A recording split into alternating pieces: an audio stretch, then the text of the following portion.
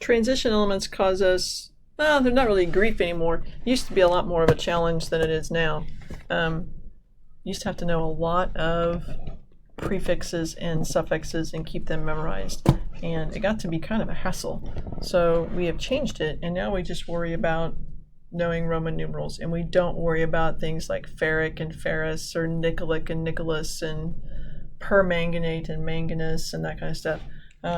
Because to be honest, over some of those, as we found out more information about some of the elements, we realized we didn't have enough prefixes and suffixes to deal with the multiple ions that that element could have. Because the transition elements have 4 energy levels and have up to 18 valence electrons, they get shifted around some. One of the hiccups with our model is that we only can draw them as circles because the actual orbits they follow and the wave functions they would have would be too complicated to draw, and it would just hurt your brain. Because, well, it's a pain to draw them. So there are things that happen and things that shift around, and half full is like close enough to being, it's like a halfway point, it's like half stable. And so we end up with some funny sort of charges in the transition elements. Transition elements do a lot of weird chemistry. Nearly all of our pigments come from the transition element group. And if you've ever paid attention to paints and that kind of stuff, there are element names in those paints, like cadmium yellow and titanium white and that kind of stuff, cobalt blue, because those particular elements give off certain colors when wavelengths of light hit them. So we use these a lot in paints and ceramics for glazes and that kind of stuff, because that's how you get your colors.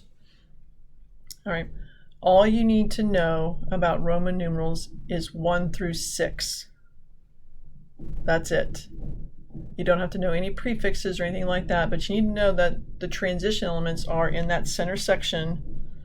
All right, and so if we write something with a Roman numeral 3 behind it, that is the charge. In the old days, we would have called this ferric oxide or ferric chloride. It's the ferric ion. And you're like, that's not that big of a deal. Well, IC for ferric meant the highest charge, but only for that ion.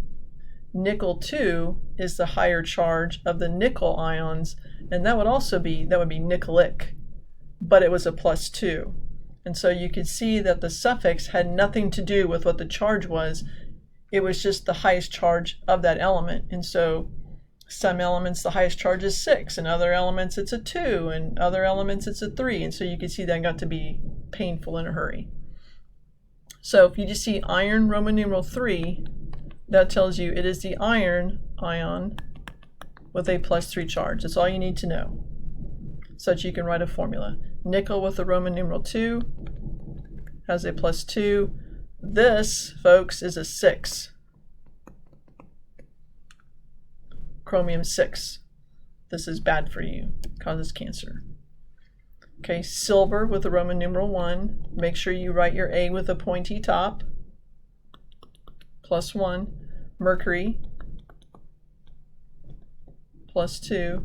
Lead is Pb, and that is a 4, people. Do not assume that these are the only possible charges for the transition elements, because they have multiple charges. Okay, so really writing ionic formulas with transition elements is no different than writing them as before. It's just that now I don't have to look at the periodic table to know what the charge is, because the charge is given to me as a Roman numeral.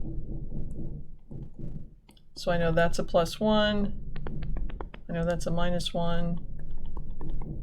+2, -1. Okay, again, I know I've annoyed some of you by not finishing a problem, but what I'm doing is I'm doing one skill at one time. I am looking at my periodic table and figuring out what the charges are, and now I'm done looking at the periodic table, because that is a search thing. My next step for my brain to do is get these to be equal to 0. Okay? And so that's the next step. I don't need to be going back and forth from my periodic table this way, trying to be more efficient with my brain time. So I have a +1 and -1. AgCl, notice I'm not leaving any gaps. Capital A and a capital C. Remember, that's how we determined that there was going to be a compound if you had more than one capital letter. Nickel and fluorine, that's a +2 and a -1. So I would need 2 of those fluorides to balance it out, because remember, this has to equal 0, for those of you that need to see it. Iron 3 oxide, I'm going to have to get to a 6, like so. Now, you do need to be able to go the other direction. If someone gives you a chemical formula, can you go backwards and name it? For 1 through 4, there is nothing to worry about with the subscripts. You don't need to care about them, nothing like that, because each one of these first elements is a non-transition element. They're all in group 1, group 2, or in aluminum's case, group 3.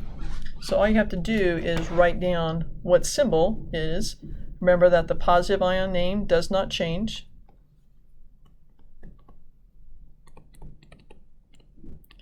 The negative ion, or the second ion name, does change. This becomes chloride, not chlorine, because that's a way of telling you it's part of a compound and no longer an element.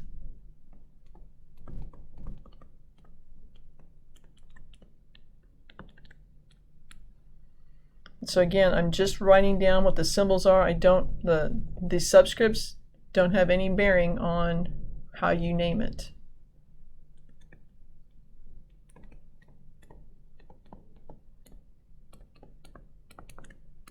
It is not critical that that A be capitalized there. I just realized that that might look like I capitalized them. It can be lowercase. Chemical formulas are not considered proper names. So if the name calcium nitride were to show up in the center of a sentence, you don't capitalize the calcium or the nitride. The only way you would capitalize the calcium is if you started a sentence with calcium nitride. And even then, you only capitalize the C.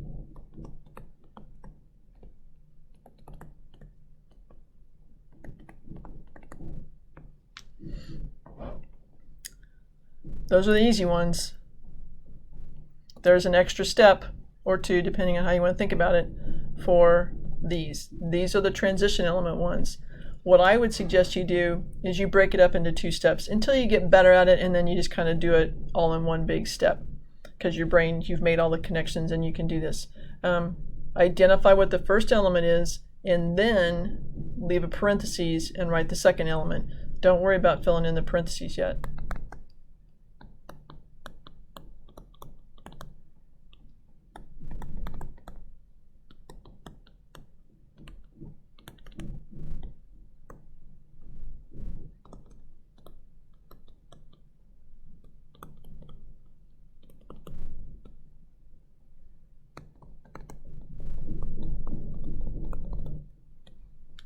Okay, that's the word part. Now the math part. We have to figure out what the charge on the Roman numeral was. Remember on the last slide, the Roman numeral showed up in the name as a charge, and it was always the charge. It was never the subscript. So never bring this down and say that's a 2 or that there's a 6 or something like that, okay? This Roman numeral, or sorry, this subscript after the iron is never ever the charge, okay? That is the one way. I mean, if you want to miss it, that is the easiest way to miss it, because it's never the charge. So what you need to think about here is what's actually going on. What do we have here? I have 2 iron and I have 3 oxygen. You always know the charge on the negative ion. You will always know the charge on the negative ion. It's a -2. Okay? Somehow all of this mess, these 5 ions added together, has to equal 0. So there's some number that I can split up between these irons that will equal a -6. And that would be a 3, right? Because I can go +3, +3, and that would cancel out a -6 from the oxides. So I don't put a 6 here for both of them. I put what is the charge on each individual iron. In this case, a 3, and you write it as a Roman numeral. Don't put a Arabic 3 in there. Okay, Anytime you have a lack of subscripts, there's no subscripts here, that means the charges are equal. Whatever the negative charge is, the positive charge must be the same because they automatically canceled each other out. So chloride is always a -1. That means silver must also be a 1 or a +1 because that's the only way that would cancel out. I have 7 ions in this one. I have 6 fluorides and 1 chromium. That is a lot of fluorides. 2, 3, there we go. But only 1 chromium. So whatever that chromium is, it can handle holding on to 6 -1 fluoride ions. And the only way that would be possible, because remember that whole thing, all 7 of those ions, has to equal 0. And that would be a Roman numeral V with the I. That's what Roman numeral 6 is. Okay, we have tin and we have oxygen. Oxygen is always a -2. I have 2 -2 ions. That gives me a -4. That means the tin must be a +4, because again, those 3 ions added together must equal 0. So Roman numeral 4 looks like this. And that's how that works.